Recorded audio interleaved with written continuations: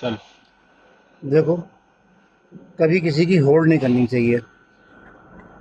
होड़ करना गलत बात है, क्योंकि एक बार शेर और शेरनी सुबह के टाइम में शिकार करने निकले।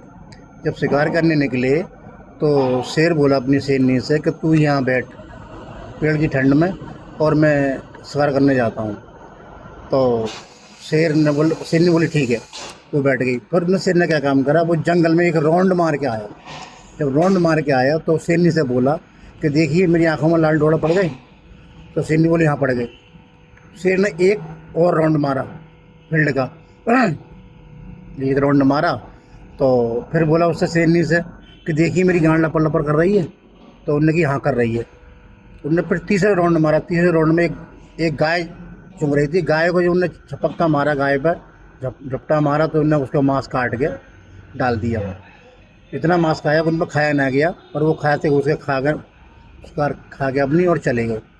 इसी इसी को लिए वो देख रहे थे, गीदड़ और गिदड़नी। जब गीदड़ गिदड़नी देख रहे थे तो गीदड़ बोला अपनी गिदड़नी से कि वो जो है चल भाई शिकार खेलेंगे, भूख लग रही है, शिकार खेलेंगे, शिकार करेंगे। अरे कि वो शिकार क्या करोगे, सामने वो उस शेर ने शिकार करी है, वो शिकार बची है उसकी, उसे ही खा लेंगे हम। अरे का नहीं, हम किसी झूठी शिकार किसी की नहीं खाएंगे साले की, अब खुद अपनी हिम्मत से शिकार करेंगे। हम शिकार करना सीख गए। अब हम बोले अच्छा कि हाँ, तो ठीक है, तो तू यहाँ बैठ पेड़ की ठंड में, और मैं फील्ड का राउंड मार के आता हूँ। वो जो है फील्ड का राउंड मारने गया गीदड़।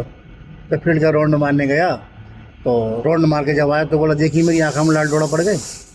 तो गिदड़नी बोली कि कहीं ना पड़ गए, ये कैसे पड़ गए। ठीक है, फिर पड़ गए, तो पड़ गए। फिर जो है वो दूसरा राउंड मारने गया। दूसरा राउंड मार के जब लौटा तो बोला देखिए मेरी गांड लपड़ लपड़ कर रही है।